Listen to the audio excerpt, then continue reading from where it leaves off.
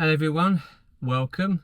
So I'm in the 1994 Jaguar XJ6, commonly known as XJ40.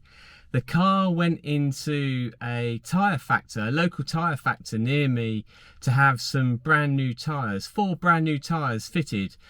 We decided to go for the Kumho Esters, which are a pretty good tyre. I've used them before in the XJS, and we had 4 brand new tyres fitted, which is great, except when I picked up the car, there was a problem. There was a warning light, and it was the warning light of dread, the one concerning a fuse is blown. Now, that's not what I really expect when I pick up a car from a garage. The car was perfectly fine when it went in, and it came out with a warning light, and nobody bothered to tell me. Well, this video is going to be about troubleshooting what that warning light is about, how to go about that, and then also just working through what the actual issue is, and also then ultimately dealing with the remediation that I've kind of come up with. And there is some workarounds with this because some of the parts involved are no longer available from Jaguar. Anyway, let's see how we get on.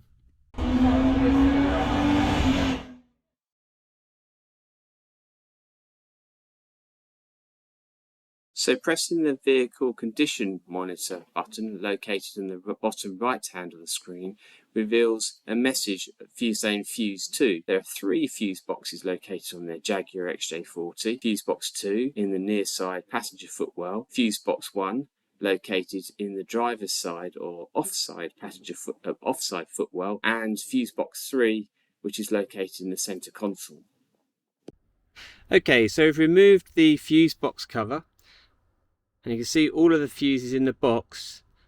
And then interestingly, if you look here, each cover actually contains a set of spare fuses plus this fuse puller here. And really helpfully, I don't know if this is coming out on camera, you can see there's actually some of the descriptions here. Now, if you're able to pull the fuses out and check, then you can see which one or ones have blown and which ones are intact. And that's just what we're going to do just now. If I compare the fuse I've just pulled with this new 10 amp fuse, you can see here that that one is actually blown, whereas that one's intact. I know these are 2 slightly different types of fuses, but it's very obvious to the naked eye that the one I've pulled there, the 10 amp fuse here, is definitely blown. And we know by looking at the panel, it's A6, fuse A6, which is the purge valve, breather heater, air pump, and the Jaguar diagnostics. So I'm going to just work through and see which of those is probably at fault, and then just see what the next steps are going to be. I've been able to check a number of things, and I've unplugged some of these connectors and made sure they're cleaned up and they're earthed. And what I've been able to do is use the new set of fuses and literally just try and isolate the various components on the circuit, on the A6. It's managed by the A6 fuse, just to see if I can try and work out where the problem is. And so far so good, there's nothing wrong or nothing showing up, so that really does leave just one culprit. I don't think it's the Jaguar diagnostics, so the culprit, I believe it is likely to be the purge valve. So the purge valve is used to move fuel vapor or fuel from the evap charcoal canister into the intake manifold. So this is not the purge valve, but this is the other end of the pipe that's managed by the purge valve, and you can see that it flows from somewhere over there all the way around into the intake manifold. So the whole idea is that if the fuel is venting from the fuel tank via the Rochester relief valve and entering into the charcoal evap canister, then the purge valve, once actuated on the ignition, so ignition on means the valve opens up and then starts pushing up any scavenged vapor into there. So in theory you should be getting a bit of fuel back rather than wasting it and venting it back into the atmosphere. So the purge valve on the Jaguar XJ40, XJ6 is not in a particularly convenient location. It is actually located somewhere in behind the wing over there, so it means I'm going to have to jack the car up, take the wheel off and strip out part of the wheel liner to get access to where the purge valve and the Rochester relief valve are located. And then from there I can do some further troubleshooting. So I've removed the wheel, having jacked up the car and safely put it on an axle stand and secured the rear wheel. Now I'm going to have to look at removing this screw here and also screws and bolts here on the inner wheel lining trim. This one over here as well. And then if I follow that along, I can see another one there. So hopefully this whole section here, including the air feed for the brakes, I'll remove that, and then I should be able to get access to the purge valve, which I believe is located next to the Rochester relief valve, somewhere behind there. Okay, so we've removed the part of the wheel arch lining, and you can see here we've got our charcoal evap canister, and just in view here we can see we've got the Rochester relief valve. Now just behind that, and I can see the connection for it just there, we have our purge valve. So what I'm going to do is do some testing now just by disconnecting it, reconnect it, replacing the fuses, and just see if that isolates the problem that's causing the A6 10 amp fuse to blow. Okay, so hopefully now we get a better view. So this is our evap charcoal canister, and here you can see we've got a couple of pipes going into that. So one is for the Rochester relief valve just here, and then just behind, now we can get a better view, is the purge valve. So this should make a bit of a click when the ignition is actuated to position 2. It's intermittent, which is really annoying, so it could well be it's just on its way out, or there could be a problem with the actual connection. But I've done some testing with it, and this is definitely the culprit that seems to be blowing the A6 10 amp fuse. So interestingly, slightly different size pipes, I believe. One side is a 6mm diameter, and that one there I think is a 6mm, and that is an 8mm, so that's going to be interesting. This actual purge valve I think is part number DBC4301. I may have that wrong, so I'll put it in the comments below to be sure. And of course, because this is an old car, it's no longer available. So I've done a bit of research, and actually I think I've found a more modern alternative, still made by Bosch. It's still an OEM part, but the challenge is although it's pretty much the same sort of purge valve, and it will work, it's certainly got the same connector so that the ECM, the engine control module, can still pulse the valve. It does have slightly different connectors in that both ends are 8mm, so I think what I may have to do is look to do some sort of adaptation on there, which shouldn't be too difficult. But I think for now I'm just going to focus on actually trying to remove the purge valve, take a look at it more closer depth, and then also see if that replacement part will actually fit and cure the problem. So okay, so the valve is actually out, the purge valve is actually out, and if you look closely, I don't know if it's coming out on camera, you can see it's actually a Bosch part. So there's quite a long number on here, and the number on here says 0280142150.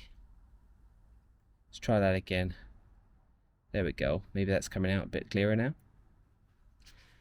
But fortunately, a bit of research on the internet shows that you can get a 0280142310, which is very popular and heavily used on BMW motorcycles. So I'm assured that apart from the difference in aperture, so 8mm, 6mm, I think the replacement one is 8mm, 8mm. So what I may just need to do is just get some 8mm pipe to go between the VAP canister and this valve, but otherwise it should be identical. So let's unpack it and have a look, and also look at the piping. So okay, so you can see the two purge valves side by side. So the new one is here, And I guess the things that are immediately obvious is it is slightly longer than the original 130. So not 130, the 150. So you've got the 150 here, you've got the 310 model here. The other thing you can note as well is that these bottom pipes are the same size, 8mm, but clearly you can see a difference between the 6mm on the old one and the 8mm heel. So I may well need to do a little bit of pipe work with this 8mm pipe kit I've got here to make sure I can connect this to the evap purge canister and to the end of the new pipe. But first of all, I'm going to just see if I can get away with using the old hoses and perhaps just using these ring clips just here to secure the pipes back in place. So one other thing to note, just before I put on here, is the direction of the pumps. So you can see here we've got an arrow on the original one just pointing down that way, whereas on the replacement one it's going the other way. So just need to make sure that I fit around the right way. I don't want stuff being pulled from the intake manifold all the way down into the evap purge canister. Otherwise that charcoal canister is going to come saturated with fuel, which is not good. So just want to point out, if you happen to be following along and using this video as reference, to replace your own purge valve. Okay, so what I've been able to do then is I've used the 8mm pipe there, plus I have these two 8mm to 6mm adapters. So I've used one of them, and you can see here that I've now successfully secured the adapter and also these ring clips, so that that's now nice and tight and ready to be put back onto the car. So you can see this reverse flow we've got going on here because the direction is different on these two different purge valves. So this one will just connect into the existing 8mm pipe that's on the car already, whereas this one will connect into the hose that is going into the evap purge charcoal canister. And hopefully we should just be able to connect it up, and that should solve the problem. Okay, so that is now in place. You can see here the connection to the purge canister, and then you can see the pipe work coming round through to the purge valve, and then you can see the purge valve is now connected. So it's a little bit longer, the pipe work's a little bit longer because you've got the adapter in there, but now we have 6mm going into 8mm pipe with the new adapter clips, and then you've got the purge valve, and then the purge valve connector going to the ECM. Hoping that's all focused okay.